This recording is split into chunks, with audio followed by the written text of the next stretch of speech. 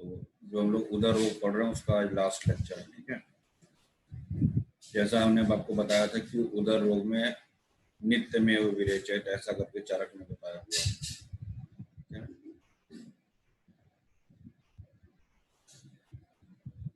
तस्मान नित्यमेव विरेचनम, तो याद रखिएगा ये इम्पोर्टेंट है ये उदर रोग के लिए। फिर इसके बाद वातोदर में संशोधन करा के संसर्जन कराना था और दूध पिलाना था, ऐसा भी आपको बताया थे। प्लीहोदर शिरावेद बताया था हमने बाएं तरफ का, ठीक है। अग्निकर्म भी करते हैं प्लीहोदर में, और रोहितक घृत का प्रयोग करते हैं। तो प्लीहोदर में यानी स्प्लीनोमेगाली में शिरावेदन भी बताया गया है ना, अग्निकर्म भी बताया गया है और रोहितक घृत का प्रयोग बताया गया है। और काश्यप का हमने आपको एक कटुतैल बताया। बद्ध गुदोदर में उदावर्त नाशक और वात नाशक चिकित्सा करना चाहिए, ठीक है ना।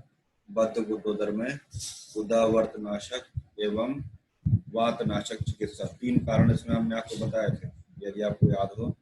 अर्श था, क्या क्या था वो 3 कारण बद्ध गुदोदर में, जो आंत एक दूसरे के ऊपर आंत्र समूर्छन, अर्श, ये सब बताया था ना 3 कारण। तो वहां पे उदावर्त नाशक चिकित्सा और वात नाशक चिकित्सा बताया गया है। और छिद्रोदर में स्वेदन के अतिरिक्त हमने आपको बताया था छिद्रोदर यानी परिस्रावी, तो उसमें आपको स्वेदन नहीं करना है, परी में स्वेदन नहीं करना है। बाकी सब कौन सी चिकित्सा करेंगे, कफोदर वाली चिकित्सा करेंगे। और सभी उदर रोग प्रायः वात पित्त कफ यानी त्रिदोष से होते हैं, और अतः सभी उदर रोगों में त्रिदोष शामक चिकित्सा करनी चाहिए। उदर रोग में क्षीर का प्रयोग, जैसे भी आपने ऊपर पढ़ा कि वातोदर में पंचकर्म के पश्चात जो है क्षीर का प्रयोग करना चाहिए, वैसे ही उदर रोग में शोफोनाहार्ती तृणमूर्छा पीड़िते कारभम पुष्ट दुग्ध का सेवन करने को बताया गया है। कारव पर, ठीक है, कारव जो पुष्ट दुग्ध का सेवन उदर रोग में बताया गया है। ऊ से उदर, ऊ से उष्ट याद रखिएगा। बद्ध गुदोदर और छिद्रोदर में वामम गुक्षिम मापयित्वा, ठीक है ना। अब कहाँ पे शल्य कर्म कैसे क्या किया जाता है वो अभी आ रहा है, वहां पे तो बताते हैं। फिर इसके बाद इम्पोर्टेंट जो है जलोदर में पथ्य क्या है। जलोदर यानी एसाइटिस, जहाँ पे जल भर जाता है। 6 माह तक दुग्ध का सेवन करेंगे, 6 माह तक दुग्ध का सेवन, और 3 माह तक दुग्ध और पेय, ठीक है। 6 माह तक दुग्ध सेवन यानी 6D लिख लीजिए, 3D 4D होता है ना, तो 6D यानी कि 6 माह तक दुग्ध का सेवन। 3DP, DP मतलब दुग्ध और पेय। फिर लास्ट में क्या है, 3 माह तक लवण रहित यानी कि लवण का त्याग कर देना है, शामक व कोदो। तो ये आपका, और सभी उदर रोगों में चिकित्सा के पश्चात क्षीर का सेवन करने के लिए कहा गया है ना, दूध का सेवन अवश्य करना चाहिए, ठीक है। तो ये लाइन जरूर याद रखिएगा उदर रोग के बाद। ये तो देखिएगा पित्त उदर क्या हुआ। जैसे उदर रोग में हमने देखा था कि वहां पे उदर वेष्टन बताया था कि उदर को जो है वेस्ट वस्त्र से जो होता है बांध देते हैं। पित्त उदर में क्या बताया है, क्षीर बस्ती का प्रयोग बताया गया है। तो क्षीर प्रधान निरूह बस्ती है पित्त उदर में, ठीक है। पित्तज उदर रोग से पीड़ित रोगी यदि बलवान है तो सर्वप्रथम उसको विरेचन देना चाहिए, यानी कि अगर बलवान है तभी उसको विरेचन देना चाहिए। यदि दुर्बल है तो अनुवासन बस्ती यानी कि स्नेह प्रधान बस्ती या क्षीर प्रधान, तो 2 एरो बनाएंगे, बलवान या कृष होगा या दुर्बल होगा। तो बलवान में आपको विरेचन देना है, और अगर कृष है तो वहां पे अनुवासन अथवा क्षीर प्रधान निरूह बस्ती देना है, ठीक है। तो ये हुआ पित्तोदर की बात। थोड़ा सा और आगे बढ़िएगा। संशोधन करने के बाद पित्तोदर से पीड़ित रोगियों के शरीर में जठराग्नि में बल आ जाए तो स्नेहन करने के बाद पुनः विरेचन कराना चाहिए। जैसा कि अभी हम लोग पीछे पढ़े हैं, नित्य में विरेचन मतलब नित्य विरेचन कराना चाहिए। उदर रोग की जो मुख्य चिकित्सा है विरेचन ही बताइए। जठराग्नि में बल आ जाए तो स्नेहन कराने के बाद पुनः विरेचन कराना चाहिए, ऐसा चरक बताते हैं।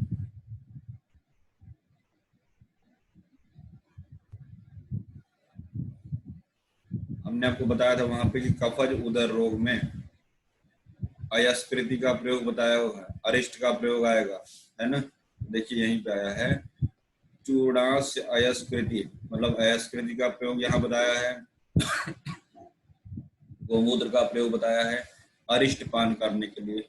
ये सारी चिकित्साएं किसमें आई हैं? कफज उदर रोग में। ठीक है, स्नेहन करेंगे, स्वेदन करेंगे, ठीक है, और विरेचन द्वारा शोधन कर कटु और क्षार मिलाकर, ये भी हमने आपको बताया था क्षार का प्रयोग करते हैं कफज उदर रोग में। संसर्जन कर्म कराना चाहिए, है ना। तो गोमूत्र अरिष्ट तो बहुत इंपॉर्टेंट है, गोमूत्र भी, अरिष्ट भी, स्नेहन, स्वेदन। फिर हमने लिखा था नीचे, अभी आपको बताया कि छिद्र उदर में सारी चिकित्साएं कफज उदर रोग वाली करते हैं एक्सेप्ट स्वेदन। ये जो स्वेदन यहाँ लिखा है, अगर इस स्वेदन को हटा देंगे तो सारी की सारी यही चिकित्सा आपका कहाँ पे हो जाएगा? छिद्र उदर के लिए भी हो जाएगा, ठीक है ना। तो छिद्र उदर यानी परिस्रावी उदर में स्वेदन नहीं कराते हैं, बाकी सारी चिकित्साएं जो है कफज उदर रोग वाली ही करते हैं।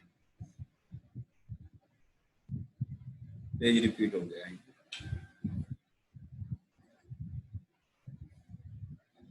सुश्रुत ने आर्ष, प्रमेह और कुष्ठ में अयस्कृति बताया है।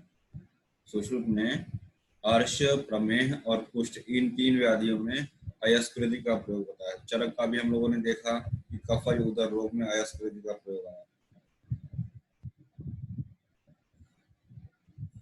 ठीक है। उदर रोग में वमन का सर्वथा निषेध किया गया है।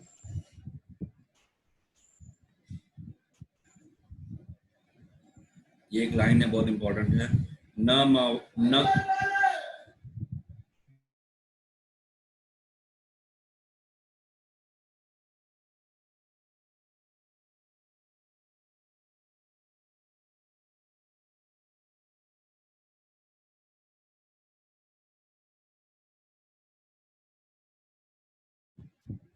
न वामय, मतलब वमन नहीं कराना चाहिए, ठीक है ना। इसमें तिमिर में, गुल्म में, पांडु में और उदर रोग में, ठीक है ना, इन 4 व्याधियों में वमन कराने के लिए मना किया गया। तो हमने गुप्त लिख दिया है। गुप्त मतलब जी फॉर गुल्म हो गया, यू फॉर उदर हो गया, पी फॉर पांडु हो गया, टी फॉर तिमिर हो गया। तो गुप्त में वमन नहीं कराना है, ठीक है ना। GUPT, गुल्म, उदर, पांडु और तिमिर, इसमें वमन निषेध है। तो अयस्कृति वाला प्रकरण याद रखिएगा। नवायस लौह जो है प्रमेह पीडिका में बताया है सुश्रुत ने। नवायस लौह अलग बात है, ठीक है। और उसी नवायस लौह को काश्यप ने शोथ और चरक ने पांडु कामला में बताया है। अभी हम लोग आगे पढ़ेंगे। नवायस लौह चरक ने शोथ और चरक ने पांडु कामला में और काश्यप ने शोथ चिकित्सा में बताया है। सुश्रुत ने प्रमेह पीडिका में नवायस लौह बताया है, और यहाँ पे अभी हम लोगों ने अयस्कृति पढ़ा। ये गुप्त याद रखिएगा, इंपॉर्टेंट है ये। सन्निपातज उदर रोग की प्रत्याख्यय कर चिकित्सा करिए। असाध्य काट के वहां पे प्रत्याख्यय लिख लीजिएगा। आपकी हिंदी में वहां पे गलती से असाध्य लिखा हुआ है, उसको प्रत्याख्यय लिख लीजिएगा, ठीक है। तो अभी हम लोग चल रहे हैं आपका पेज नंबर 395 पे चल रहा है, ठीक है। 395 पेज नंबर 395 के 74 स्पोर्ट में देखिएगा प्रत्याख्यय लिखा हुआ है, और उसकी हिंदी में असाध्य की जगह प्रत्याख्यय लिखा।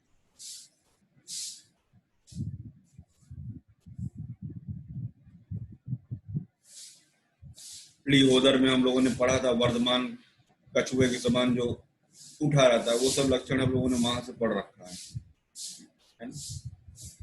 यदि प्लीहा में रक्त की अधिकता हो जाएगा और रक्त बढ़ जाए तो विधि शोणित अध्याय यानी 24वें अध्याय, सूत्र अध्याय के 24वें अध्याय में जो चिकित्सा बताई है वही चिकित्सा करनी चाहिए। तो यहाँ पे एक लाइन लिखी है, यदि प्लीहा में रक्त की मात्रा बढ़ जाए तो वहां पे 24वें अध्याय में जो चिकित्सा बताए गए हैं या जो कर्म बताए गए हैं, जो रक्त के लक्षण बताए गए हैं, वे सभी लक्षण यहाँ मिलेंगे। और निश्चित ज्ञान करके प्रत्येक दोष के अनुसार, रोग बल के अनुसार चिकित्सा करनी चाहिए, है ना। तो जो वहां पे लक्षण बताए हैं, रक्त की वृद्धि अगर प्लीहा में हो जाएगी तो 24वां चैप्टर आपको एक बार यहाँ पे देखना पड़ेगा। फिर आती बात प्लीहोदर की चिकित्सा कैसे करेंगे। स्नेहन, स्वेदन, विरेचन, निरूहन, वासन, ये तो पंचकर्म वाला पार्ट हो गया, पूर्व कर्म और प्रधान कर्म की बात। अगर औषधि की बात करें तो यहाँ पे लिखा हुआ है राजक्षमा में बताए हुए षटपल सर्पी। अभी राजक्षमा में हमने आपको पीछे बताया कि षटपल सर्पी का प्रयोग करते हैं, पिप्पली का प्रयोग गुड़ और हरितकी का, इसका प्रयोग करेंगे, क्षार और अरिष्ट का प्रयोग करेंगे। तो ये इतना जो है आपका प्लीहोदर की चिकित्सा आपका बहुत इंपॉर्टेंट, इसको याद रखिए। क्या क्या है इसमें, स्नेहन स्वेदन, वमन नहीं है, याद रखिएगा।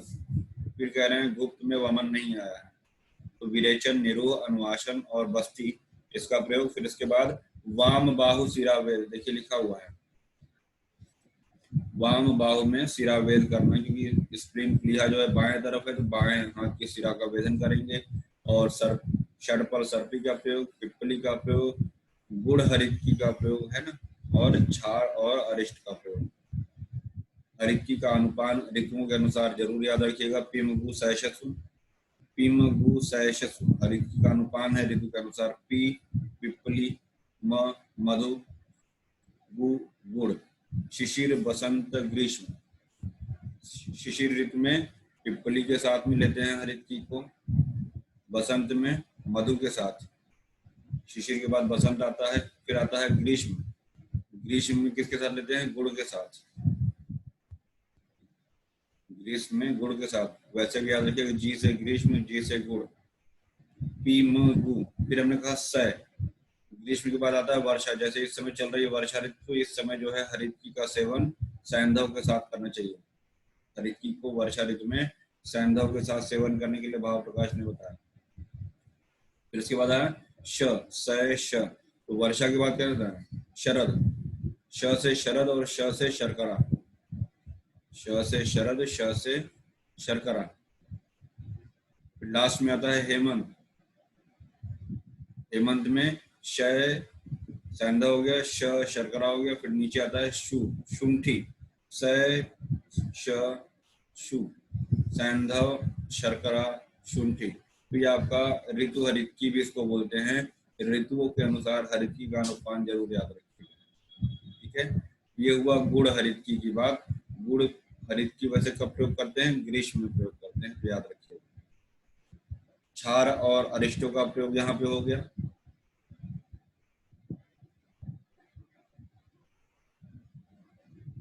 इजी पॉइंट ऑफ व्यू से वहां पे आपका श्लोक धरा का धरा रह जाएगा। जितना आप ट्रिकी पढ़ेंगे उतना आपको वहां पे कंफ्यूजन कम होगा और आपका आंसर सही जाएगा, ठीक है ना।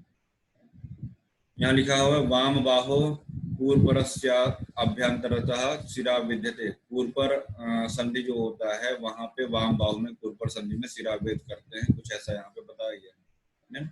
वाम बाहु में शिरावेद, इतना आप याद रखिएगा। षटपल सर्पी याद रखिएगा। फिर यहाँ पे पिप्पल्यादि चूर्ण, पिप्पल्यादि चूर्ण का प्रयोग बताया है। उदर रोग के शांति शमन योगों को सुनो, ठीक है। इसमें पिप्पल्यादि चूर्ण की बात किया इन्होंने पहले। फिर विडंगादि क्षार की बात करते हैं। ये सारे के सारे योग आप एक जगह लिख लीजिएगा। तो रोहितक की बात अगर हम करें तो इसको वैसे भी प्लीहा की चिकित्सा के लिए रोहितक को विशेष माना जाता है। इसको प्लीहग्न्या, प्लीहा शत्रु भी कुछ ऐसा नाम दिया गया है रोहितक को, है ना। तो याद रखिएगा रोहितक इंपॉर्टेंट प्लांट है प्लीहा के पॉइंट ऑफ व्यू से। रोहिण्यादि घृत हमने आपको पीछे पित्तज गुण में पढ़ाया है। रोहिण्यादि घृत, रोहिण्यादि घृत पीछे पित्तज गुण में आया था, यहाँ पे रोहितक घृत है, ठीक है। तो रोहितक घृत। अग्निकर्म अभी हमने आपको बताया था, क्लास स्टार्ट हुई तभी, कि अग्निकर्म भी किया जाता है। तो अग्निकर्म कहाँ, अभी बेसिकली हमने प्लीहोदर में बताया था, क्या शिरावेद के साथ साथ अग्निकर्म भी करते हैं। तो वात कफ प्रधान, प्लीहोदर में तो करेंगे ही करेंगे, और साथ ही साथ वात कफ और लवड़े, वात कफ प्रधान प्लीहोदर में, ठीक है ना। वात कफ प्रधान प्लीहोदर में वैद्य को अग्निकर्म अर्थात अग्नि से दाह क्रिया करनी चाहिए। पित्तजन्य प्लीहोदर में जीवनी गण से सिद्ध किया हुआ घृत का प्रयोग, यानी पित्तज प्लीहोदर में जीवनी गण से सिद्ध किए हुए घृत का प्रयोग। क्षीर प्रधान निरोह बस्ती का प्रयोग, अभी क्षीर प्रधान निरोह बस्ती पीछे भी आया था, अभी हमने आपको पीछे क्षीर प्रधान निरोह बस्ती पित्तोदर में बताया था, ठीक है। जहाँ पे अनुवासन दो पार्ट में हमने कहा बांट दीजिए, एक बलवान रोगी एक कृष रोगी होगा, है ना। तो मैंने आपको वहां बताया था। तो क्षीर प्रधान निरोह बस्ती और रक्त मोक्षण वमन द्वारा संशोधन कर दुग्ध पान कराना चाहिए। अग्निदीपन करेंगे, है ना।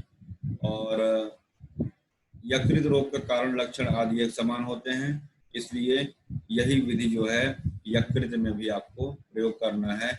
अग्निकर्म प्लीहा में वाम पूर्व के मध्य और यकृत में दक्षिण पूर्व के मध्य, बिकॉज प्लीहा जो है बाएं तरफ है, यकृत दाहिने तरफ है। प्लीहा में बाएं पूर्व में किया जाता है और यकृत में दाहिने पूर्व में अग्निकर्म किया जाता है। यानी कि प्लीहोदर और यकृत उदर दोनों में जो है आपका अग्निकर्म हुआ, ठीक है। ये वात का प्रधान में और पित्त प्रधान में जीवनी गढ़ से याद रखिएगा इसको, ठीक है। फिर बात आती है बद्ध गुदोदर की, यानी इंटेस्टाइनल ऑब्स्ट्रक्शन की बात अगर हम करें तो बद्धोदर रोग से पीड़ित व्यक्तियों को स्वेदन करने के बाद, यानी कि स्नेहन नहीं है, ध्यान दीजिएगा, हमने लिख के क्रॉस कर दिया है, स्विन्ना है, स्विन्न मतलब स्वेदन करना होता है, तो वहां पे स्नेहन शब्द नहीं आया है, तो बद्ध गुदोदर में स्वेदन करने के लिए कहा। और सेहुंड जो स्नोही होता है, जो तीक्ष्ण विरेचन करता है, उसमें गौमूत्र में औषध गौमूत्र मिलाएंगे, तिल तेल मिलाएंगे, नमक, निरूप बस्ती और अनुवासन बस्ती का प्रयोग करना है। यानी कि तीक्ष्ण औषधि मिलाकर गौमूत्र में तिल का तेल व नमक मिलाकर निरूप बस्ती या अनुवासन बस्ती का प्रयोग करना है आपको बद्ध गुदोदर।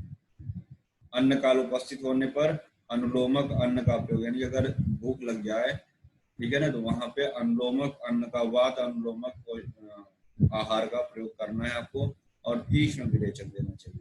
तो तीक्ष्ण विरेचन जो है इंपॉर्टेंट पॉइंट है, याद रखिएगा। तीक्ष्णम चैव विरेचन, अभी हमने पीछे पढ़ा नित्यमेव विरेचन, वो सामान्य उदर रोग के लिए आया है। अगर तीक्ष्णम चैव विरेचनम लिखा हुआ है, परिश्रंसीनि चान्नानि तीक्ष्णम चैव विरेचनम, तो आपको ये कैच करना पड़ेगा कि ये बद्ध गुदोदर का है। और उदावर्तहर, अभी पीछे मैंने बताया था, वो जो शॉर्ट वाला जो नोट्स था वहां से हमने आपको बताया था कि उदावर्त नाशक या वात नाशक चिकित्सा करते हैं, तो वही लिखा हुआ है उदावर्तहरम कर्मम कार्यम वातग्नम एवच, ठीक है। तो बद्ध गुदोदर की भी चिकित्सा या बद्धोदर की चिकित्सा भी आपको पता होनी चाहिए। इसमें स्नेहन नहीं कराना है, स्वेदन कराने के बाद आपको सेहुंड यानी कि स्नोही युक्त तीक्ष्ण औषधि पिलाकर निरोग बस्ती अनुवासन बस्ती का प्रयोग करना चाहिए। अन्न काल होने पे वात अनुलोमक अन्न का प्रयोग और तीक्ष्ण विरेचन देना चाहिए। भाई सेहुंड वैसे भी तीक्ष्ण विरेचन करेगा, यदि विरेचन देना है तो अब वहां पर उन्होंने सेहुंड यानी कि स्नोही का प्रयोग निरोग बस्ती अनुवासन के प्रकरण में किया है, लेकिन बाद में ये लिख रहे हैं कि तीक्ष्ण विरेचन का भी प्रयोग करना चाहिए। वन मोर थिंग, श्लोक में कहीं भी सेहुंड शब्द का प्रयोग नहीं आया, श्लोक में कहीं भी सेहुंड शब्द नहीं आया है, याद रखिए। तो आप हिंदी से सेहुंड को उड़ा भी सकते हैं, क्योंकि सेहुंड बस्ती कर्म में प्रयोग नहीं करेंगे, सेहुंड का प्रयोग तो विरेचन के लिए किया जाता है, ठीक है ना। तो बिना मतलब वाली बातों को आपको बचना होगा। मेरी बात समझ रहे हैं कि नहीं समझ रहे? जरूरी नहीं कि किताब में जो लिखा है वो सही हो, आपको कई स्टेप पे करेक्शन करना पड़ेगा, अपनी बुद्धि और विवेक का प्रयोग करना पड़ेगा। तो स्विन्नाय बद्ध उदृढ़े मूत्रति तीक्ष्ण औषधान्वितम, तो स्वेदन करेंगे, बद्ध उदर में मूत्र का प्रयोग करेंगे, तीक्ष्ण औषधि का प्रयोग करेंगे, तैल लवण दद्यात निरूह अनुवासन, तैल और लवण के साथ में निरूह अनुवासन का प्रयोग करेंगे, ठीक है। तो कहीं भी साउंड नहीं आया है। फिर परिश्रमसीनी च अन्ननि तीक्ष्णम चैव विरेचनम, है ना, वाद अनुलोमक अन्न का प्रयोग करेंगे और तीक्ष्ण विरेचन कराएंगे। हाँ, यहाँ पे तीक्ष्ण विरेचन के ब्रैकेट में आप सेहुंड का प्रयोग लिख सकते हैं, तीक्ष्ण विरेचन ब्रैकेट में सेहुंड, क्योंकि स्नुक पय तीक्ष्ण विरेचना नाम, हम लोग ऐसा पढ़ते हैं अग्र प्रकरण, स्नुक पय, स्नुक जो है स्नुही को बोलते हैं, स्नुक पय तीक्ष्ण विरेचना नाम, चतुरांगुलो मृदु विरेचना नाम, स्नुक पय तीक्ष्ण विरेचना नाम, त्रिवृत सुख विरेचना नाम, ऐसा पढ़ते हैं अग्रह सूत्र 25 में, ठीक है ना, याद रखिएगा। उदावर्त रोग नाशक और वात नाशक कर्म करना चाहिए।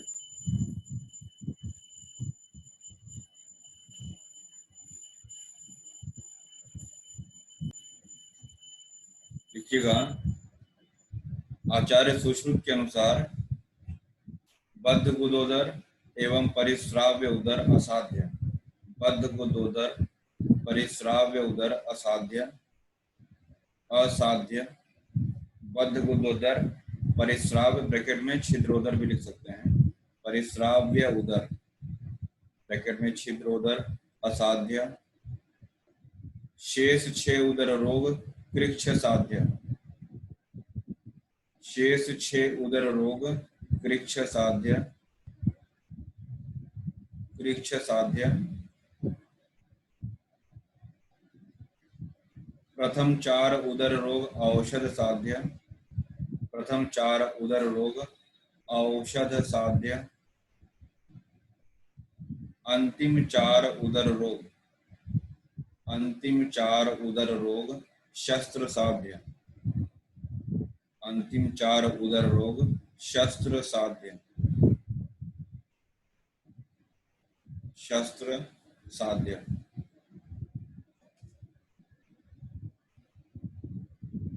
शस्त्र साध्य यानी कि सर्जिकल प्रोसीजर करेंगे। लिखिएगा, वातोदर में चिकित्सा सबके अलग अलग लिखिए। वातोदर विदारी गंधादि गण साधित घृत, विदारी गंधादि घृत, चाहे विदारी गंधादि गण साधित घृत। सुश्रुत ने गण बताए हैं सूत्र अध्याय में, वहीं से विदारी गंधादि गण जो है इससे साधित घृत का प्रयोग करना है आपको। तिलवक घृत, तिलवक, तिलवक आधा ल व क, तिलवक घृत से अनुलोमन।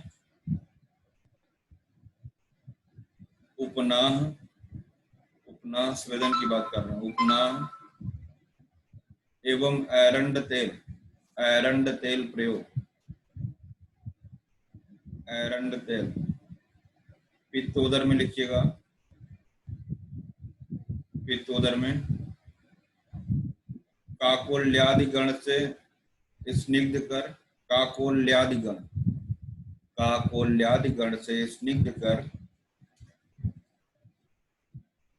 काकोल्यादि गण से स्निग्ध कर, श्यामा त्रिवृतादि से अनुलोमन। श्यामा त्रिवृत, श्यामा त्रिवृत, त्रिवृत के 2 भेद होते हैं, तो उसी में ये श्यामा त्रिवृत,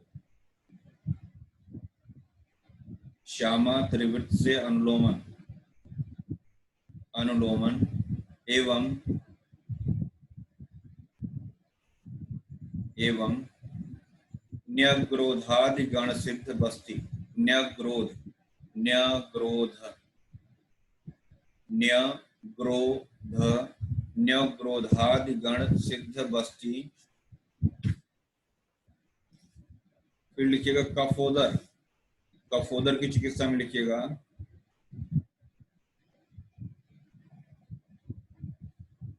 कफोदर की चिकित्सा में लिखिएगा पिप्पल्यादिगण, पिप्पल्यादिगण, पिप्पल्यादिगण, त्रिकटु गोमूत्र, त्रिकटु गोमूत्र यवक्षार, त्रिकटु गोमूत्र यवक्षार।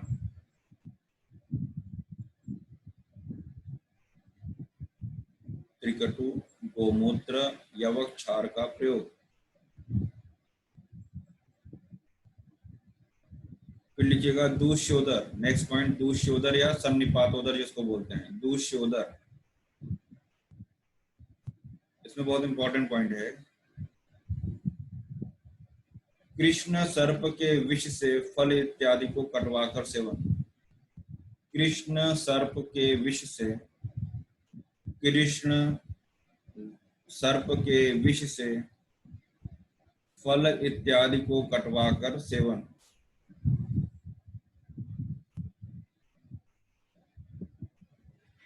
किसको कटवाकर?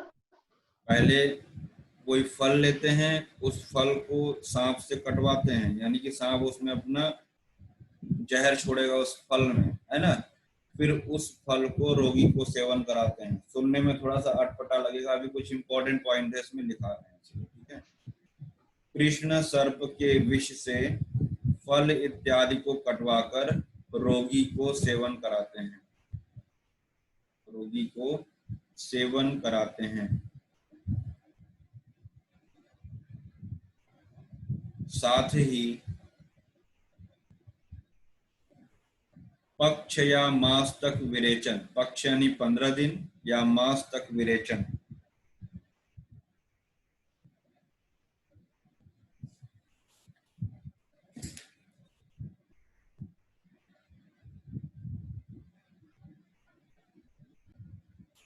एक लाइन लिखिएगा, अक्रियायाम ध्रुवो, अक्रियायाम, आवाज आ रही है मेरी ना,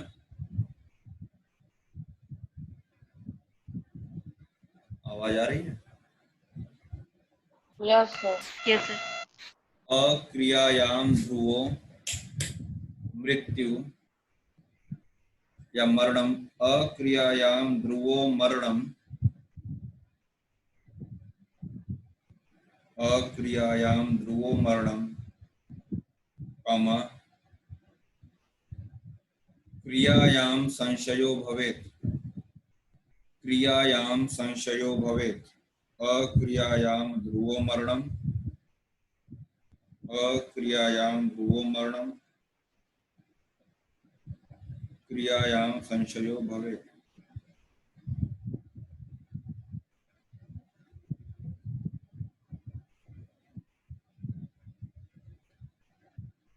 अक्रियायाम ध्रुवो मरणम, क्रियायाम संशयो भवेत्।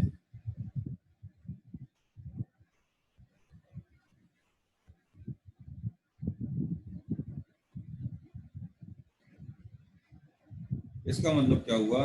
अक्रियायाम ध्रुवो मरणम, मतलब कि अगर आप चिकित्सा नहीं करते हैं, जो ये खतरनाक चिकित्सा आपने उठाया सर्पदंश वाला, अगर आप नहीं भी करेंगे तो भी उसकी मृत्यु निश्चित है।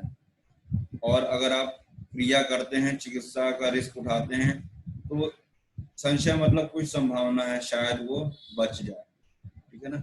इस लाइन का मतलब यही हुआ, अक्रियायाम ध्रुवो मरणम, अगर आप चिकित्सा कोई क्रिया नहीं करते हैं, उसको असाध्य समझ के छोड़ देते हैं, तो वो मर ही जाएगा, तो उसका मरना निश्चित है। लेकिन अगर आप क्रिया करते हैं तो कुछ संभावना, संशय है, शायद वो बच जाए, ठीक है ना। कहाँ कहाँ ये प्रकरण आया लिख लीजिएगा। सुश्रुत ने ये लाइन अश्मरी में बताई है, सुश्रुत ने अश्मरी में, सुश्रुत अश्मरी, वाग्भट मूढ़गर्भ, वाग्भट मूढ़गर्भ, वाग्भट मूढ़गर्भ, हारीत जलोदर, हारीत जलोदर, जलोदर,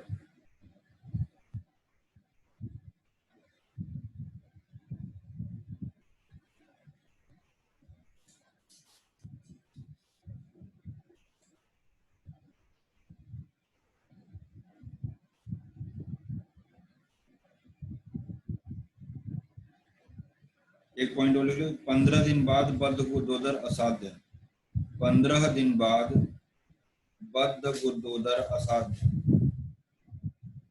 बद्ध गुदोदर असाध्य।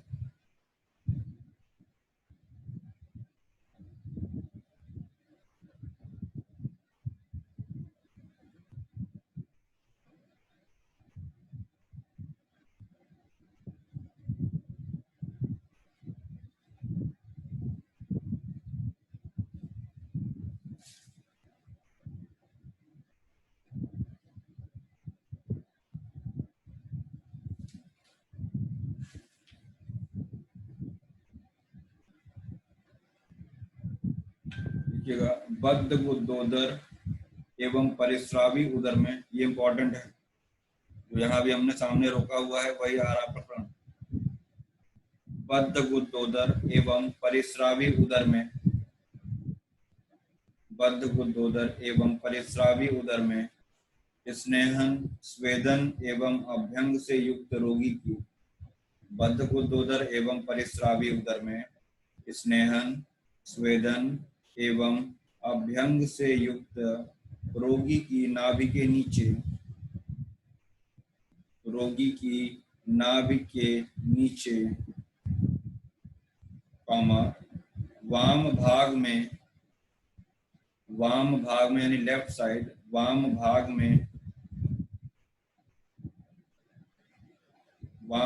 में रोम राजी से 4 अंगुल स्थान छोड़कर, रोम राजी से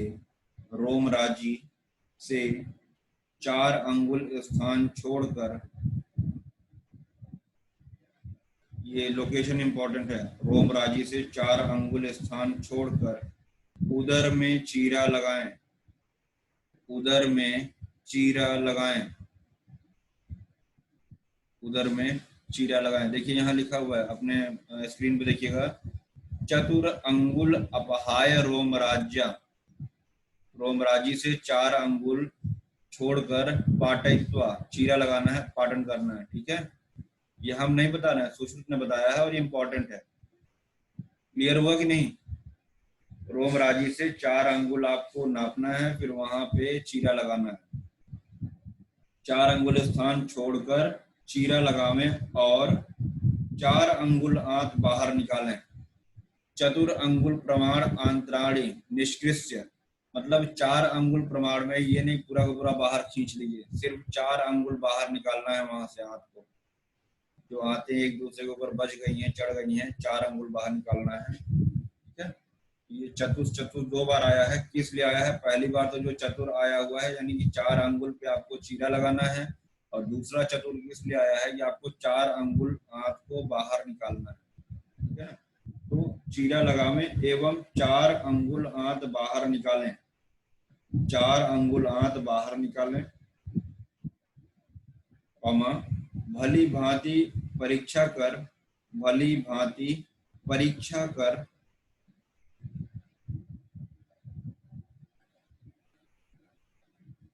परीक्षा कर बद्ध गुदोदर के आंतों के, बद्ध गुदोदर के, तो हमने कारण बताया थे, किन किन कारणों से बद्ध गुदोदर होता है, पत्थर, बाल, ये सब बताया था ना, वही बता रहे हैं। बद्ध गुदोदर के आंतों के अवरोधक पत्थर, बद्ध गुदोदर के आंतों के अवरोधक पत्थर, जो भी फॉरेन बॉडीज होंगी उनको निकालना है। अवरोधक पत्थर, कॉमा, बाल या मल को दूर करें, बाल या मल को दूर करें यानी निकालें। फिर एरो बनाइए, एरो बनाइए। फिर आंतों में मधु एवं घृत का लेप, आंतों में मधु, जो आपने बाहर निकाला उसमें से आपने फॉरेन बॉडीज को निकाल दिया, फिर आंतों में मधु एवं घृत का लेप करना है, मधु एवं घृत का लेप। फिर एरो बनाइए। आंतों को यथास्थान स्थापित कर, आंतों को यथास्थान मतलब मैनुअली वहां जहां से आपने निकाला था 4 अंगुल, वहां पे आपको उनको वापस रख देना है, यथास्थान स्थापित कर। उदर के बाहरी व्रण को सीधें, उदर के बाहरी व्रण को सीधे यानी कि वहां पे सुचरिंग कर देना है, बाहरी व्रण को सीधें।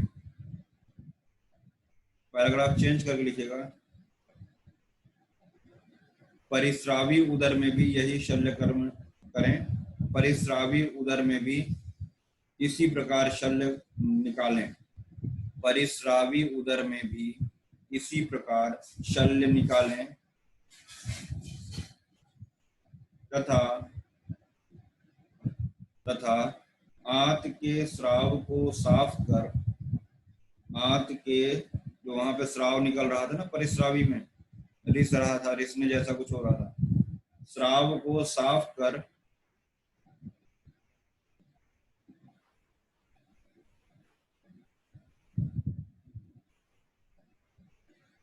काली चींटियों से कटाएं, काली चींटियों से, बहुत इंपॉर्टेंट पॉइंट है, काली चींटियों से कटाएं।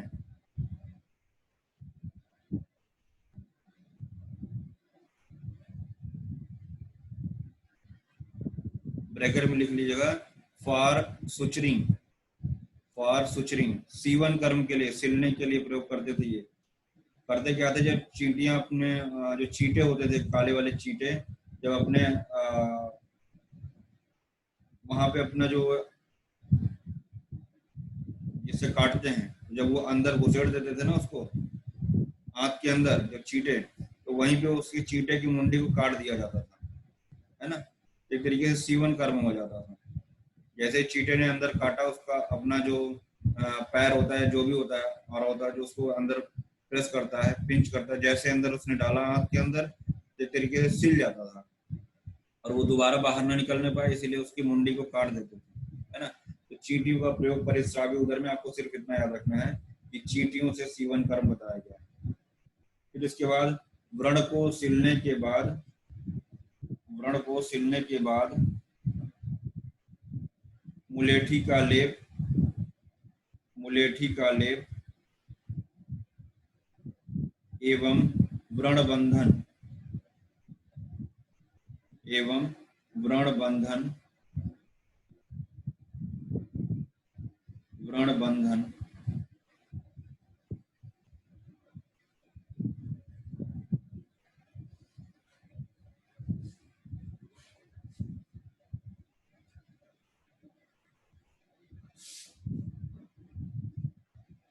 स्क्रीन पे आइए अपने, देखिए ये श्लोक देख के लगता है जातम जातम जलम, सब ज आया है, तो मैंने यहाँ लिखा हुआ जलोदर नहीं है, ये छिद्रोदर है, याद रखिएगा। ये श्लोक देख के लगता है कि कहीं ये जलोदर है क्या, तो जातम जातम जलम साव्यम, मतलब छिद्रोदर रोग से पीड़ित व्यक्ति की चिकित्सा कफजन्य उदर रोग के समान ही करनी चाहिए। छिद्रोदर मृते स्वेदाक्ष श्लेष्म, मतलब स्वेदन को छोड़ के सारे के सारे कर्म जो है श्लेष्म उदर यानी कफज उदर वाले ही करने हैं, ऐसा चरक ने पहली लाइन में बताया। देखिए लिखा हुआ है कि सारे के सारे कर्म आपको श्लेष्म उदर वाले करने एक्सेप्ट स्वेदन, ये क्वेश्चन पूछा गया है, स्वेदन का प्रयोग नहीं करना है। यदि छिद्रोदर में जल संचित हो जाए, भाई वहां पे लीकेज हो रहा है तो वहां भी जल संचय हो जाएगा, तो उसे बार बार निकालना चाहिए, ठीक है ना, और समय व्यतीत करना चाहिए। यदि इस समय रोगी में तृष्णा काश ज्वर से पीड़ित हो, मांस अग्नि क्षीण हो गया हो, भोजन अल्प मात्रा में करता हो, है ना, इंद्रियां दुर्बल हो गई हैं, तो चिकित्सा नहीं करना चाहिए, यानी कि छोड़ देना चाहिए, वो असाध्य हो जाएगा, ठीक है ना। तो यहाँ हमने लिखा परि को स्वेदन नहीं करना, यानी परिस्रावी छिद्रोदर में स्वेदन नहीं करना है। जातन जातन जलम श्रावम एवं तद्यात पयेद विषम, ठीक है, तद्य आपयेद विषम, ऐसे पढ़ेंगे उसको, तद्य आपयेद विषम, मतलब बार बार अगर जल निकल भर जा रहा है तो उसको विषक को, वैद्य को उसको निकाल देना चाहिए। लेकिन तृष्णा ज्वर क्षीण मांस और भूख नहीं लग रही है, अग्नि उसकी मंद हो गई हो, तो ऐसे, और इंद्रियां दुर्बल हो गई हो, तो ऐसे व्यक्ति असाध्य हो जाते हैं, उनकी चिकित्सा नहीं करना चाहिए। बेटा ध्यान से देखो, अभी हमने आपको लाइन लिखा दिया, थोड़ा सा टाइम इसे लग रहा है कि हम सुश्रुत को भी साथ में लेके चल रहे हैं। अगर हम सिर्फ आपको यहाँ पे सिर्फ आपको विमर्श बता दें तो आपको नहीं समझ में आएगा, ठीक है ना। थोड़ा सा ध्यान से देखिएगा, सुश्रुत ने यहाँ क्या शल्यकर्म बताया है, परिश्रावण्यप्यमेव शल्यम उद्धृत्वा, मतलब शल्य निकालेंगे, सारा का सारा प्रोसीजर वही वाला रहेगा, जैसे हमने आपको बद्ध वाला बताया कि 4 अंगुल छोड़ के 4 अंगुल निकालेंगे, इस तरीके से करेंगे, सारा का सारा प्रोसीजर वही वाला रहेगा। फिर क्या करेंगे, संशोध तच्छिद्रम अंतरम समाधाय, है ना, कैसे, काल पिपीलिका दृश्यते, वही ना, काली चींटी से, काली चींटी से कटाएंगे, ठीक है ना। दष्टे, जब वो दष्ट मतलब अपने दांत को, या दांत को नहीं कहेंगे यहाँ पे, उसके आर होते हैं जो, है ना, जो चुभाते हैं, अगर वो चुभा देंगे तो शिरांश तथा उनके शरीर को सिर से अलग कर देते हैं, यहाँ लिखा हुआ है, उनके शरीर को सिर से अलग कर देते हैं। और जल निकालने के लिए उपाय सुश्रुत में ही वर्णित है, कैसे निकालते हैं, व्रीहि मुख से, वहां पे सुश्रुत में जो होता है, टैपिंग की बात की है, कैसे जलोदर इत्यादि में जल बाहर निकालते हैं, तो एक व्रीहि मुख शस्त्र होता है जिसको ट्रॉकलर कैनुला से कोरिलेट कर सकते हैं, जल निष्कासन किया जाता है। इस प्रकार जल निकालते हुए रोगी को कुछ दिन शांति दी जाती है। फिर जलोदर रोग में सर्वप्रथम जल के दोष को नष्ट करने वाली चिकित्सा करनी चाहिए। इसके लिए गोमूत्र मिले हुए नाना प्रकार के तीक्ष्ण क्षार औषध का प्रयोग करना चाहिए। तो जलोदर में क्या हुआ, गोमूत्र और तीक्ष्ण क्षार का प्रयोग बताया है। सभी उदर रोग सन्निपात से होते हैं, त्रिदोष से होते हैं, ये भी हमने आपको पीछे बताया है कि सारे उदर रोग जो होते हैं त्रिदोषज होते हैं। और मंदाग्नि रोगा सर्वे विजायन्ते मंदयग्नो सुतरम उदराणि च, विशेष रूप से उदर रोग जो होता है, सारे उदर रोग चाहे अर्श हो चाहे ग्रहणी हो, है ना, अतिसार हो, ये सब क्या है, अग्निमंद होने से है। तो आप ग्रहणी में भी देखेंगे दीपन चिकित्सा सर्वथा हितकर है, उसमें ग्रहणी चिकित्सा में हम लोग अभी आगे पढ़ने वाले हैं 15वें चैप्टर में। वैसे ही उदर में भी दीपन कर्म का प्रयोग और साथ ही लघु नीच लघु आहार का प्रयोग करना है, गुरु आहार का प्रयोग नहीं करना है, ध्यान रखिएगा इस चीज को। बच्चा फिर कह रहे हैं जब तक आप लोग अपने से नहीं पढ़ोगे, हमारे 1 घंटे की क्लास में पढ़ाने से, लेक्चर बांच देने से आपके दिमाग में नहीं घुस जाएगा जब तक एकदम ताजा ताजा पढ़ के आप उसी दिन इसको 2 घंटे टाइम ना दो।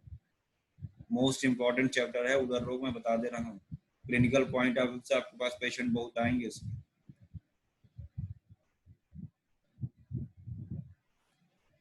देखिए तक्र की बात कर रहे हैं, यहाँ हमने मैन्युस्क्रिप्ट लिखा है, अपने हैंड रिटन लिखा हुआ है, तो याद रखिएगा कि तक्र का प्रयोग जब हम उदर रोग में करते हैं, तक्र बेसिकली कफ और वात शामक होता है। तक्र जो होता है कवि, तक्र कवि को देते हैं, कफ वात शामक होता है।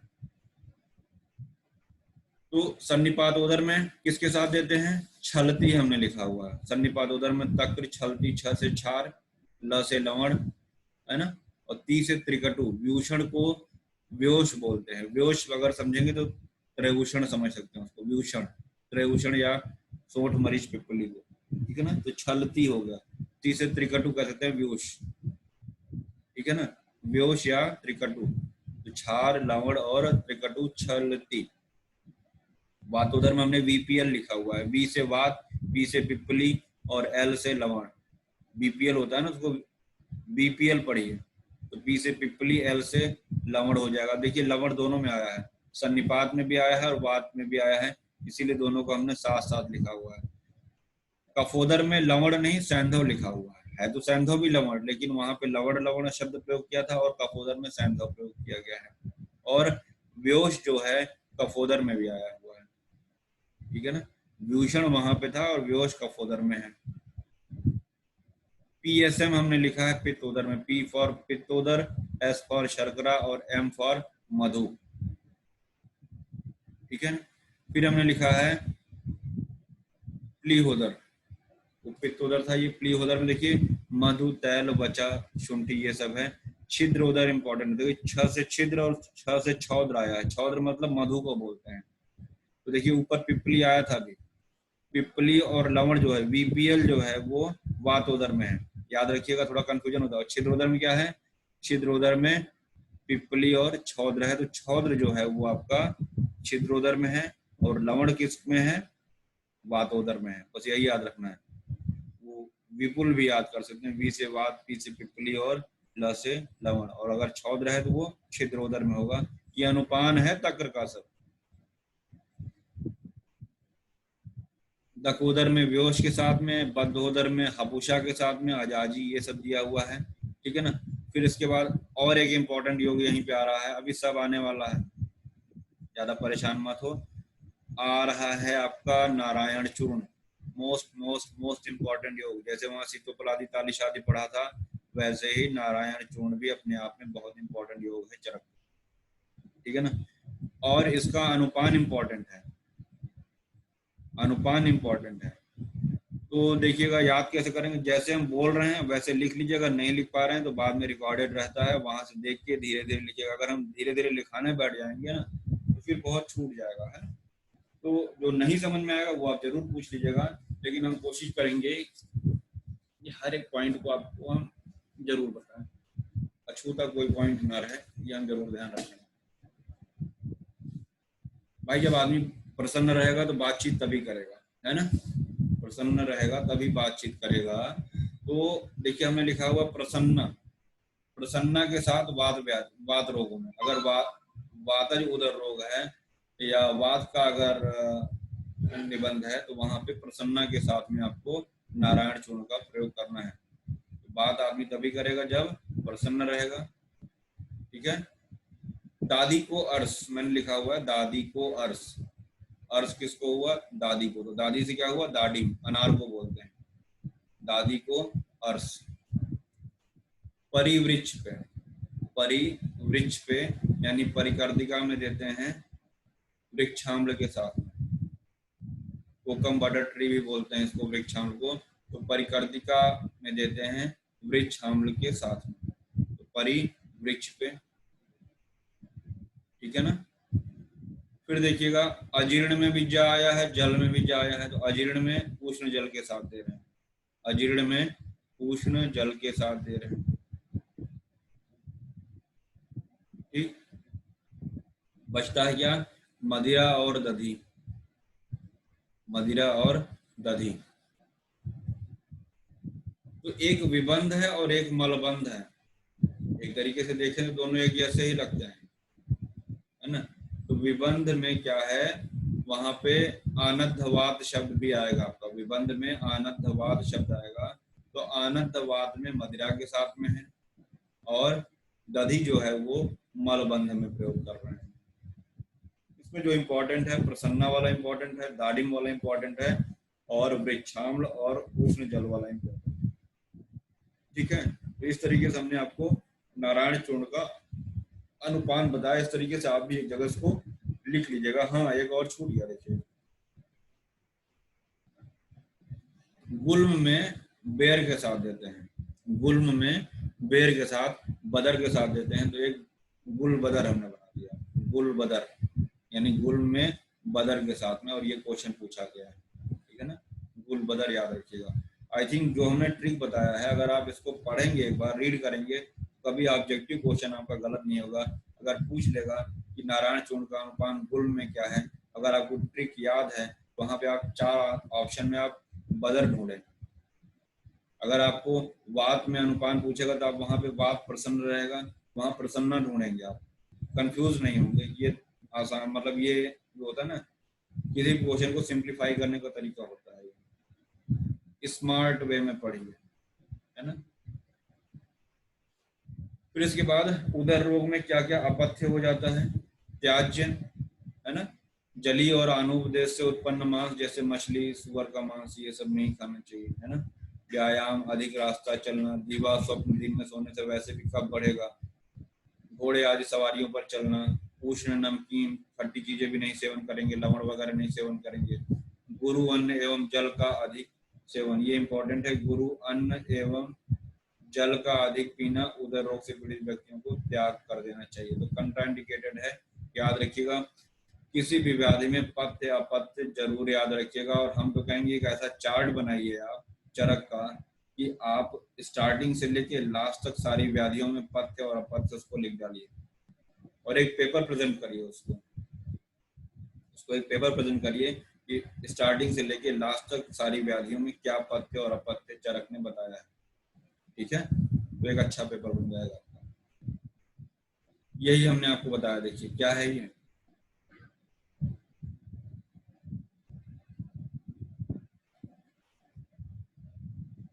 उदर रोग को न अधिक गाढ़ा न अधिक पतला, मीठे घृत रहित तक्र का पीना हितकर होता है। यहाँ तक्र की बात कर रहे हैं। देखिए अभी हमने आपको बताया कि तक्र जो होता है वात कफ रोगों में, देखिए यहाँ लिखा हुआ है तक्रम वात कफार्ता नाम मिला। तो तक्र जो होता है वात कफज व्याधियों में श्रेष्ठ होता है, आपको पता होना चाहिए।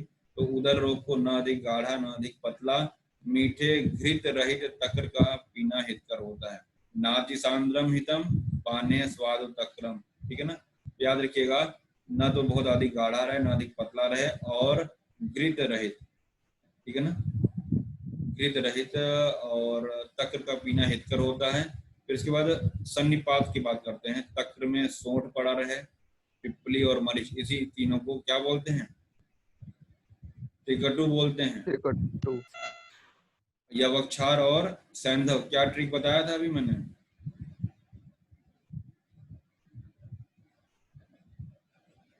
सन्निपात में कुछ नहीं बताया था?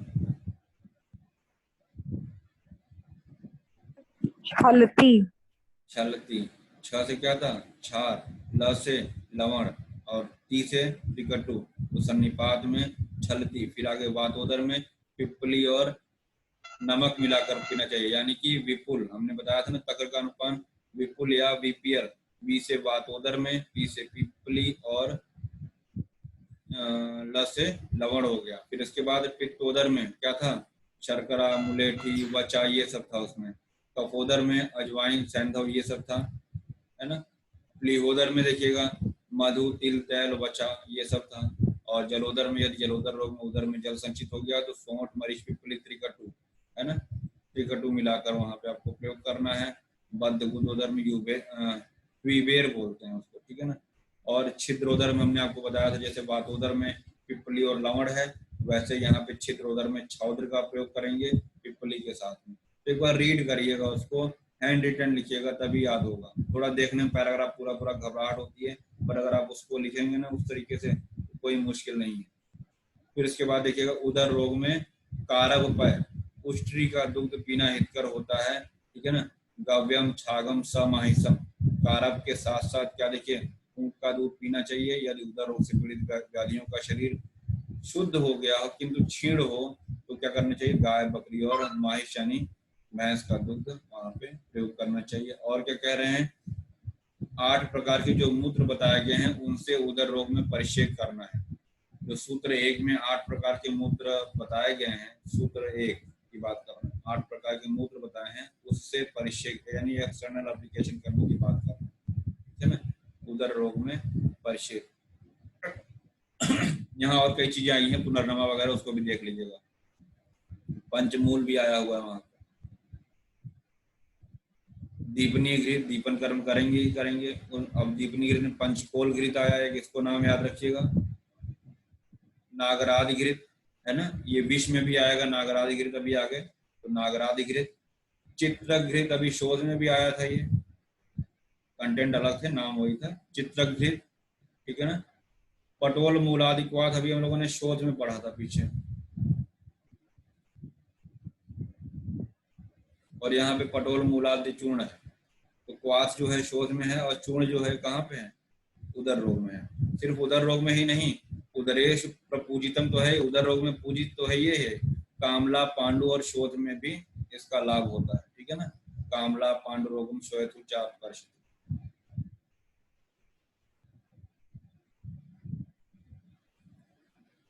गवाक्षादि चूर्ण है, ये इंपॉर्टेंट योग को आ रहा है। नारायण चूर्ण अभी हमने आपको बता दिया है, इसके कंटेंट कैसे याद रखेंगे, त्रिफला, त्रिकटु यानी कि 3 3 6, तो यही हो गया। 2 क्षार याद रखेंगे, ठीक है ना, 2 क्षार। और लवण पंचकम, 5 लवण इसमें है, तो नारायण चूर्ण में 5 लवण है, 2 क्षार है और त्रिफला, त्रिकटु है। यानी 5 2 7 3 10 3 13 कंटेंट तो आपको ऐसे याद हो गए, ठीक है ना। कंटेंट से भी ज्यादा इंपॉर्टेंट क्या बताया मैंने, इसका अनुपान, इसका अनुपान बहुत इंपॉर्टेंट है। और आपको याद रखना होगा इसका मुख्य घटक क्या है, सातला। इसका मुख्य घटक क्या है, सातला लिखा हुआ, स्यातला स्यात चतुर्गुणा, 4 गुना सातला है इसमें, इसीलिए मेन कंटेंट अगर पूछेगा तो क्या लगाएंगे, सातला, ठीक है। वात रोगे प्रसन्नया, देखिए वात रोग में प्रसन्ना के साथ देते हैं, वात रोग में प्रसन्ना के साथ देते हैं। आनद्धवाते सुरया, सुरा के साथ में आनद्धवात में देते हैं, ओरिजिनल कंटेंट याद रखिएगा, आनद्धवात में सुरा में कहते हैं आना तो सुरा लेके आना, है ना, आना तो सुरा लेके आना, लिख लो वहां नहीं बताया था, आना तो सुरा लेके आना, एक दोस्त दूसरे दोस्त से कह रहा है। तो आनंदवात में सुरा के साथ बात करेगा प्रसन्न होने पे, दधि के साथ विट संग में, विट संग भी एक तरीके से कॉन्स्टिपेशन ही हुआ, विबंध हुआ, तो विट संग में क्या हुआ, दधि के साथ में, दधि मंडेन, सिर्फ दधि मत याद रखिएगा, दधि मंडेन विट संगे। दादी को अर्श हमने बताया, दाडिम आम्बू अर्श में, परिवृक्षाम्ल पे यानी परिवृक्ष पे, परिकर्तिका में वृक्षाम्ल के साथ में, उष्णाम्बु अजीर्ण, अजीर्ण में उष्णाम्बु के साथ में यानी कि उष्ण जल के साथ में, भगंदरे पांडुरोगे श्वासे कासे गलग्रहे, या अन्य रोगों में भी इसका प्रयोग बताया है नारायण चूर्ण का, हृदय रोग में, ग्रहणी दोष में, कुष्ठ में, है ना, और ज्वर में। दृष्टा विषय, अगर विष हो जाता है, अगर कोई जंतु अगर काट लेता है दृष्टा विषय, तो वहां भी इसका पॉजिटिव इफेक्ट आता है, ठीक है। कृत्रिम वृक्ष में भी इसका प्रयोग आता है, ये सब याद रखिएगा। यहाँ नीचे हमने लिख दिया है कि परिकर्तिका में वृक्षाम्ल के साथ में, और अजीर्ण रोग में उष्ण जल के साथ में भगंदर, पांडु, इन सभी गर्भ विष, कृत्रिम विष, इन सभी में विष का प्रयोग बताया है। इस चूर्ण का प्रयोग रोगानुसार अनुपान के साथ स्निग्ध करने के बाद विरेचनार्थ करना चाहिए। यानी कि कहीं न कहीं नारायण चूर्ण का प्रयोग विरेचन के लिए कर रहे हैं, क्योंकि इसमें सातला पड़ा हुआ है। ठीक है, तो नारायण चूर्ण का कहीं न कहीं प्रयोग विरेचन कराता है। ठीक है ना, याद रखिएगा इस चीज को। चरक अष्टांग हृदय में अग्रह द्रव्य में आया है उदर रोग में। जैसे अग्रह हम लोग चरक का पढ़ते हैं, वैसे अष्टांग हृदय में अग्रह प्रकरण में उदर रोग में उष्ट्री क्षीर एवं मूत्र को श्रेष्ठ बताया है उदर रोगों में। उष्ट्री क्षीर एवं मूत्र को उदर रोगों की श्रेष्ठ चिकित्सा बताया है। अष्टांग संग्रह में उष्ट्री क्षीर को उदर शोथग्न कहा है। ठीक है ना। अपुषाद घृत, नीलान्यास घृत हम लोगों ने अभी गुल्म में पढ़ा था पीछे, वातज गुल्म में, वातज गुल्म में पीछे हम लोगों ने पढ़ा है गुल्म चैप्टर में। देखिए यहाँ आया है नारायण चूर्ण में पेयमेत विरेचन, मतलब विरेचन के लिए पीना चाहिए इसको, मतलब कि नारायण चूर्ण के सेवन से विरेचन होता है। ठीक है, याद रखना नारायण चूर्ण बहुत इंपॉर्टेंट है। हपुषाद्य चूर्ण है यहाँ पे, और हपुषाद्य घृत वातज गुल्म में है। इस तरीके से लिख लेना, हर जगह भैया बार बार बता रहे हैं। तो हपुषाद्य चूर्ण जो है वातज गुल्म में, और सॉरी हपुषाद्य घृत वातज गुल्म में, और चूर्ण जो है आपका उदर रोग में है। नीलन्यादि चूर्ण यहाँ पे है उदर रोग में, नीलन्यादि घृत हमने आपको वातज गुल्म में पढ़ाया था, और एक नीलघृत और महानीलघृत हमने आपको कुष्ठ में बताया था। जब ऐसे एक जगह उसको आप लिखेंगे तभी कंफ्यूजन क्रिएट नहीं होगा। तो नीलघृत, महानीलघृत कुष्ठ में, नीलन्यादि घृत वातज गुल्म में, और नीलन्यादि चूर्ण जो है आपका उदर रोग में। तो इसमें ही क्षीर घृत हुआ,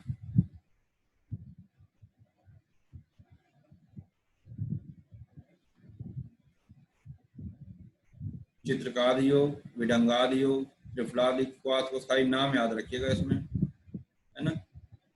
फिर इसके बाद उदर रोग में विभिन्न क्षीर का प्रयोग, थोड़ा सा इसमें ये याद रखिए कितने कितने दिन तक क्या क्या सेवन करते हैं, तो इसको आपको लिखना पड़ेगा। कैसे, देखिए ऊपर भी आया था, दिखा रहा। 7 दिन तक भैंस का मूत्र सेवन करना है, फिर 1 माह तक त्रिकटु, फिर 3 माह तक त्रिकटु और अजाक्षीर, मैंने ऐसे लिख रखा है। यानी 7 दिन तक भैंस का मूत्र सेवन, 1 माह तक त्रिकटु का सेवन, और 3 माह तक त्रिकटु और अजाक्षीर का सेवन। आइए बात करते हैं नीचे वहां क्या लिखा है पैराग्राफ। सामान्यतः सभी प्रकार के उदर रोग में 1 सप्ताह तक भैंस का मूत्र पीते हुए अन्न का परित्याग कर केवल दुग्ध आहार पर उदर रोग से पीड़ित को रहना चाहिए। यानी कि सिर्फ और सिर्फ माहिष मूत्र की बात कर रहे हैं। अभी तक हम लोग गौमूत्र की बात करते हैं, यानी पहली ऐसी व्याधि हम लोगों ने देखा कि जहाँ पे माहिष मूत्र की बात हो रही है। ठीक है ना, अन्न का टोटल त्याग कर देते हैं और पेशेंट को टोटल दुग्ध आहार पे यानी केवल दूध पे रखते हैं, है ना। अथवा, अथवा शब्द 1 माह तक त्रिकटु चूर्ण मिलाकर ऊंट का दूध, देखिए दूध यहाँ भी है, दूध नहीं छोड़ रहे हैं, दूध का सेवन तो करने का। 3 माह तक सोंठ, मरीच, पिप्पल यानी त्रिकटु का प्रयोग कर रहे हैं, और अजा दुग्ध के साथ। ठीक है ना, यही हमने सब ऊपर लिखा था। अथवा 1000 हरितकी का प्रयोग केवल दुग्ध आहार पर रहते हुए करना चाहिए। यानी आपको 1000 हरितकी प्लस क्षीर का सेवन, अब एक के बार में नहीं दे देना है, 1000 हरितकी खा लो, उसका एक टाइम पीरियड होता है। अथवा केवल दूध पर रहते हुए शिलाजीत का प्रयोग, यानी कि शिलाजीत का प्रयोग यहाँ भी आया। ठीक है, फिर शिलाजीत का गुग्गुलू के साथ भी प्रयोग आया है, तो मार्क कर लीजिएगा। शिलाजीत का प्रयोग, शिलाजीत का गुग्गुलू के साथ में प्रयोग, और श्रृंगवेर अदरक को बोलते हैं, अदरक के रस को गोदूध में मिलाकर प्रयोग करने के लिए बताया है। ये सारा का सारा जो है आपका उदर रोग का चिकित्सा है। दूष्योदर यानी कि सन्निपात उदर की बात कर रहे हैं। क्या करेंगे वहां पे, दूष्योदरे हितम, यदि दूष्योदर यानी सन्निपात उदर, उदर में शूल आना विबंध हो रहा हो तो दंती बीज, आपको कॉमन भाषा में बता दें जमाल गोटा बोलते, दंती द्रवंती, तो जमाल गोटा यानी कि विरेचन कर्म करेगा। दंती और द्रवंती जो होता है विरेचन कर्म करता है, तो इनका प्रयोग हमको दूष्योदर में करना है। ले देखिए उदर रोग में सिर्फ और सिर्फ क्षीर विरेचन, क्षीर विरेचन, यही आपको कई जगह मिलेगा। कुछ योग इंपॉर्टेंट है, जैसे नारायण चूर्ण बताया, तक्र का अनुपान, ये सब चीजें जरूर याद रखिएगा, है ना। सारे उदर रोग का लक्षण, उनकी चिकित्सा का यदि पॉसिबल हो तो एक चार्ट बना लीजिएगा। 8 उदर रोग का, एक कॉलम में उदर रोग, दूसरे कॉलम में उनके लक्षण और तीसरे कॉलम में चिकित्सा, और एक चौथा कॉलम भी बना लीजिए विशेष, अगर उनमें कुछ विशेष या अन्य आचार्यों का मत आया, थोड़ा सा मेहनत करिए, ठीक है। वात उदर में तैल का प्रयोग बताया, पिप्पल आदि लवण का प्रयोग है यहाँ पे। कहाँ करते हैं पिप्पल आदि लवण? इसमें पंच लवण है, याद रखिएगा, क्षार द्वय और पंच लवण यहाँ भी, अभी नारायण चूर्ण में भी ऐसा कुछ आया था, याद रखिएगा। क्षार वाटिका हमने आपको बताया था, वाटिका उधर है, याद आ रहा है, शोध वाले चैप्टर में वहां क्षार गुटिका था, यहाँ पे क्षार वाटिका है, वाटिका उधर। तो यहाँ पे अजापुरीश, हिंदी पढ़िएगा, अजापुरीश यानी बकरी के पुरीश का प्रयोग कर रहे हैं। यहाँ भी पंच लवणानि है, यहाँ भी 5 लवण है, और जो वटी बनाएंगे कोल प्रमाण में बनाएंगे, उस वटी का प्रमाण जो है कोल प्रमाण में रहेगा, याद रखिएगा। तो क्षार वाटिका आपका कंटेंट नहीं, इसका योग का नाम और कहाँ पे बताया गया है ये याद रखिएगा। और 6 गुने गौमूत्र का प्रयोग, यानी कि इसको बनाने के लिए गौमूत्र का प्रयोग एवं अजापुरीश एवं गौमूत्र का प्रयोग किया गया है, ये याद रखिएगा, ठीक है। और पंच लवण है इसमें। बदगुदोदर में उदावर्त हर कर्म और वातनाशक चिकित्सा हम लोग पीछे पढ़ के आए हैं, बार बार लिखे रहते हैं, जिससे पेज पलटे तो याद रहे हमको। उदर रोग में अरंड तेल का प्रयोग करेंगे। कफे वातेन पित्तेन ताभ्याम वाप्या आवृते अनिले, मोस्ट इंपॉर्टेंट है कि अरंड तेल का प्रयोग करते हैं। कफ वायु या पित्त से आवृत हो जाए, अथवा पित्त और कफ के द्वारा वायु आवृत हो जाए तो रोगी बलवान हो, तो उदर नाशक औषधि के साथ अरंड तेल का प्रयोग आपको करना है। कंडीशन याद रखिएगा, ठीक है। अरंड तेल आपका उदर रोग में आया। अभी हमने आपको एक लाइन लिखाया था, अक्रियायाम ध्रुव मृत्यु क्रियायाम संशयो भवे, लिखाया था, यहीं से लिखाया था। त्रिदोषज उदर रोग में चरक ने सन्निपातोदर में बताया, चरक ने वो बात सन्निपातोदर में बताया। हमने आपको हारित का बताया, सुश्रुत ने अस्मरी में बताया, वाग्भट ने कहा बताया, मैंने सब मूल गर्भ वाला मैंने आपको प्रकरण लिखा है। चरक का इसलिए नहीं लिखा है क्योंकि आप पढ़ने जा रहे थे, है ना। अब आपको याद रहेगा कि चरक ने ये बात सन्निपातोदर में बताया है कि सर्प विष का प्रयोग करना है।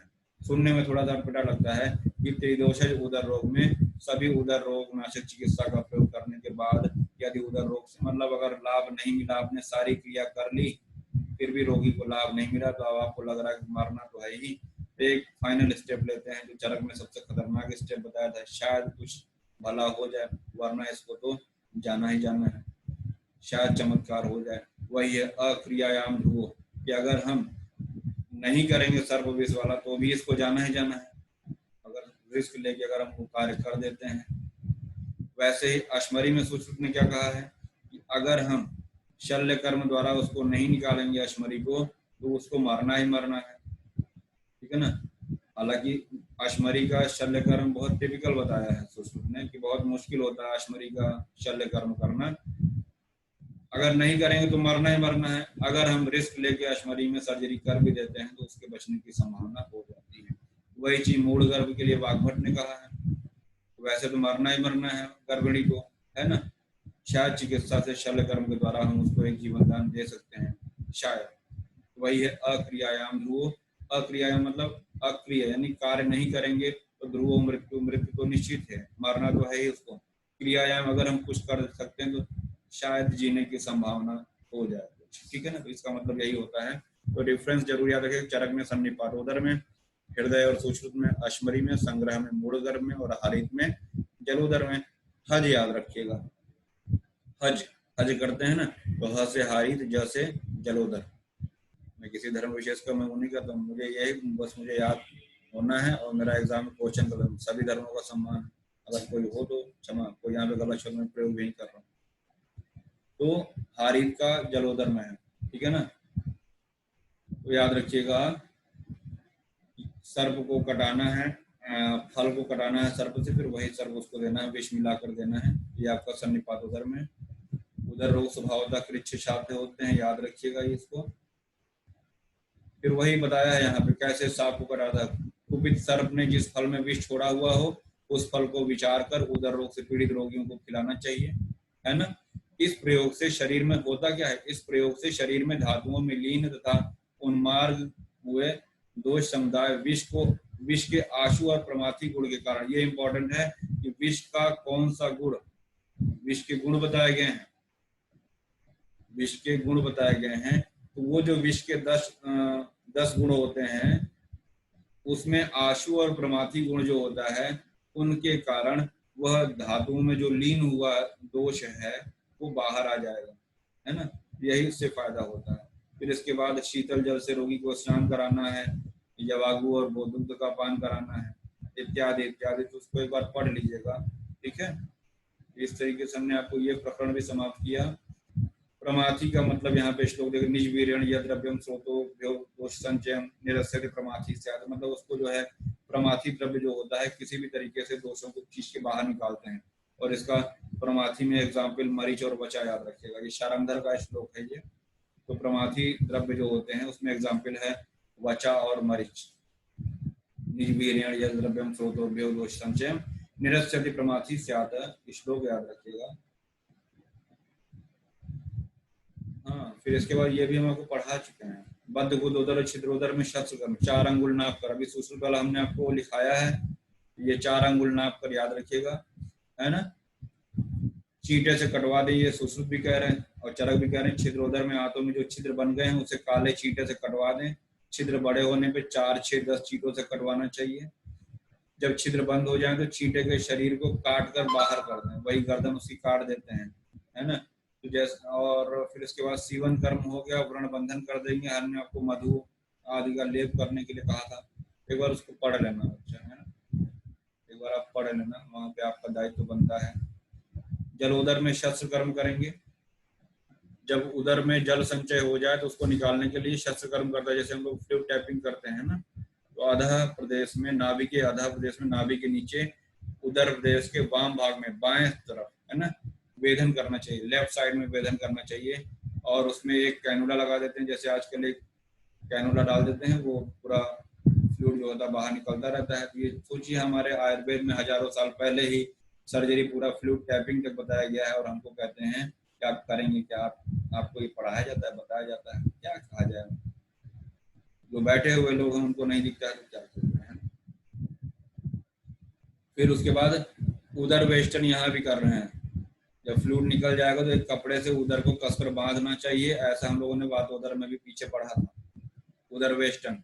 फिर इसके बाद 6 माह तक केवल दूध आहार पे रखना है, अन्न नहीं देना है, केवल और केवल क्षीर पे रखना है 6 माह तक।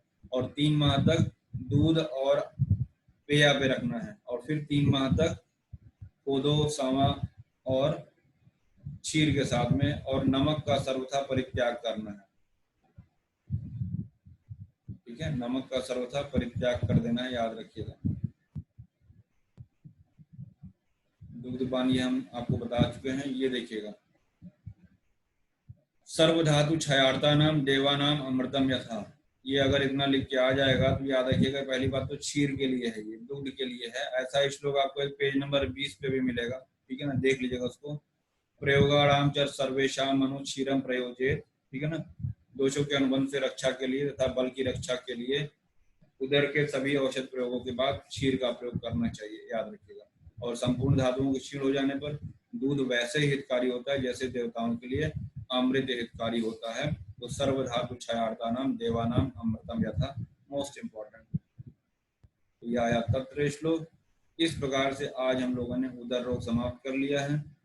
असाध्य उदर रोग, किन किन लक्षणों में हमको उदर रोग की चिकित्सा नहीं करना चाहिए। आंख में शोथ हो जाए, कुटिल उपस्थ क्लिन्न तनुत्वच बल शोणित मांस अग्नि क्षय, मर्म स्थान में शोथ हो जाए, श्वास सिक्का, रुचि तृष्णा, मूर्छा, अतिसार का होना, तो इन सभी कंडीशन में उदर रोग की चिकित्सा असाध्य हो जाती है। हमने आपको सुश्रुत वाला लिखाई दिया कि शुरू की 4 कैसे करते हैं, कौन से औषध साध्य हैं, कौन से शस्त्र साध्य हैं, कौन से कृच्छ साध्य, कौन से असाध्य हैं, वो सब हमने आपको लिखा दिया। अजातोदक का लक्षण यहाँ पे है, उदर रोग की चिकित्सा सामान्य रूप में यहाँ पे एक जगह लिख दी गई है। लिहोदर की चिकित्सा विभिन्न आचार्यों के अनुसार लिखी गई है। षटपल घृत में क्या क्या कंटेंट है वो यहाँ लिखा गया है। बद्धगुद उदर की चिकित्सा क्या है विभिन्न आचार्यों के अनुसार, छिद्र उदर की चिकित्सा क्या है, जलोदर की चिकित्सा क्या है, सब आप पढ़ चुके हैं, एक बार रिवाइज करिएगा यहाँ से। और पथ्य की बात अगर करें तो यहाँ पे रक्तशाली यव, मुद्ग, जांगल मांस, पय, मुद्रा, आसव, वरिष्ठ, ये सभी पथ्य हैं। सुश्रुत के अनुसार भी देखेंगे गोधूम, यव, निवार, यव आया है, याद रखिएगा, है ना। दोनों आचार्यों के अनुसार यव यहाँ भी पथ्य है। अपथ्य में हमने पढ़ा आनूप मांस, जांगल मांस, पिष्टान्न, तिल, व्यायाम, दिवा स्वप्न, अध्व यानी पैदल चलना, यान में चलना, यान मतलब सवारी करना, यहाँ यान का मतलब एरोप्लेन नहीं है ना, याद रखिएगा। फिर सन्निपातोदर में विष का प्रयोग, अक्रियायाम ध्रुवो मृत्यु, क्रियायाम संशयो भवे, ये हम लोगों ने पढ़ लिया। उदर रोग में दुग्ध सर्वोत्तम पथ्य, ये भी लास्ट में लोगों ने पढ़ा। चलते चलते नारायण चूर्ण, हपुषाद चूर्ण, नीलन्यादि चूर्ण, स्नोही, क्षीरघृत, क्षारवटी कोल प्रमाण में, और एरंड तेल। इस प्रकार से यह चैप्टर आपका हमने समाप्त कर दिया।